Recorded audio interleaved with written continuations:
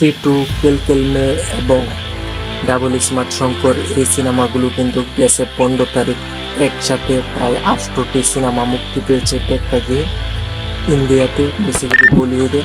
তো আজকে আমি বেসিক্যালি কথা বলবো C2 এবং কেলকেলমে ডাবল স্মার্ট শঙ্কর এই তিনটা সিনেমা নিয়ে বেসিক্যালি আজকের এই ভিডিওতে আমি কথা বলবো। সকলে ভিডিওটি না টানায় দেখবেন, কারণ টানায় দেখলে কিছুই বুঝতে পারবেন না। তো চলে আসসালামু আলাইকুম, কেমন আছেন সকলে? আশা করি অনেক অনেক ভালো আছেন। আজকের ভিডিওতে অবশ্যই প্রথম আমি যে সিনেমাটা নিয়ে কথা বলবো সেটা হচ্ছে কেলকেলমে।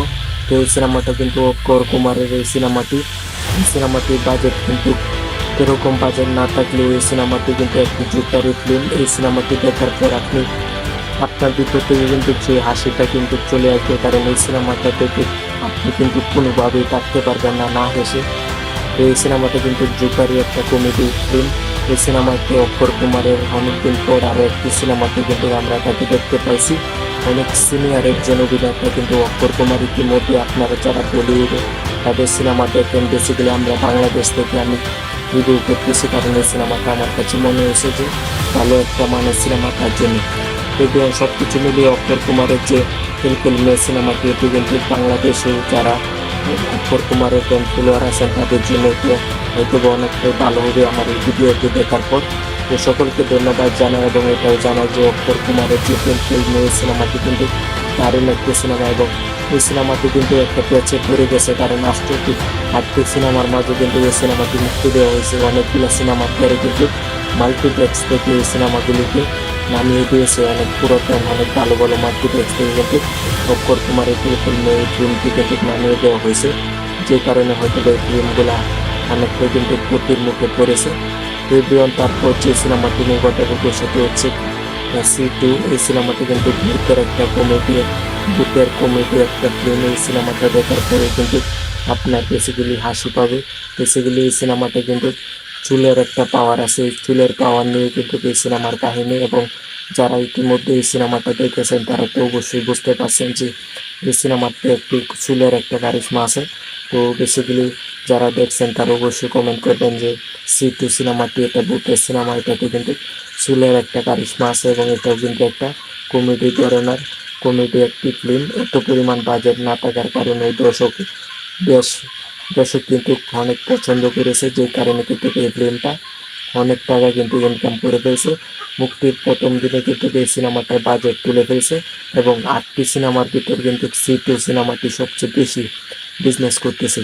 তো এভরিওয়ান, C2 সিনেমাটি যারা দেখেছেন ইতিমধ্যেই তাদের কাছে একটা অনুরোধ, অবশ্যই কমেন্ট করে জানাবেন এই ফিল্মটি আসলে কেমন হয়েছে বা কেমন ছিল, আপনাদের কাছে কেমন লেগেছে।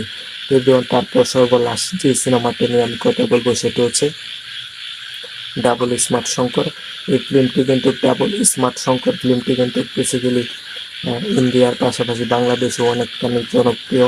ইতিমধ্যে কিন্তু আমরা স্মার্ট শঙ্কর সিনেমাটা বাংলা ভাষাতে বাংলাদেশেও কিন্তু মুক্তি পাইছে। তো guys, basically double smart Shankar এই ফিল্মটা বা স্মার্ট শঙ্কর এটা কিন্তু বাংলা ভাষাতেও বাংলাদেশেও মুক্তি পাইছে। এটা কিন্তু বাংলাদেশেও অনেক জনপ্রিয়। ইতিমধ্যে আমরা এই ফিল্মটা এখনো দেখে থাকি কমার্শিয়াল অ্যাকশন ফিল্মের মাঝে। এই ফিল্মটা আসলে অনেক দারুণ চলছে বাংলাদেশে। তো এবার ডাবল স্মার্ট শঙ্কর 2 এই ফিল্মটা আসলে কীরকম বিজনেস করতে পারলো ইন্ডিয়া থেকে। তো আমি যে বলি স্মার্ট শঙ্কর 2 এই ফিল্মটা আসলে এতটা বিজনেস করতে পারে নাই, কারণ একটাই, সেটা হচ্ছে 15 তারিখে কিন্তু একসাথে প্রায় 8টি সিনেমা মুক্তি পেয়েছে বলিউডে, যে কারণে কিন্তু ডাবল স্মার্ট শঙ্কর এই ফিল্মটা হয়তো বা এতটাও ইনকাম করতে পারে নাই বা এতটাও এভারেজ বিজনেস করতে পারে না স্মার্ট শঙ্করের মতো। তবে একটা কথা সত্যি, সেটা হচ্ছে লং টার্ম যদি এই ফিল্মগুলো চলে তাহলে হয়তো বা অনেক বেশি ইনকাম করে নিতে পারবে।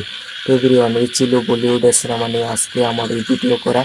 আপনাদের কাছে এই 3টা সিনেমা নিয়ে কারা কোন কোন সিনেমা দেখেছেন অবশ্যই কমেন্ট বক্সে জানিয়ে দেবেন। কোন সিনেমার ফ্যান অবশ্যই জানিয়ে দেবেন। কেলকেলমে এবং C2 এবং স্মার্ট শঙ্কর 2 মানে ডাবল স্মার্ট শঙ্কর, এই 3টা সিনেমা থেকে আপনার ফেভারিট সিনেমা কোনটা অবশ্যই কমেন্ট বক্সে জানিয়ে দেবেন। আজকের ভিডিওটি ছিল এই পর্যন্তই। আমার জন্য দোয়া করবেন। আল্লাহ হাফেজ।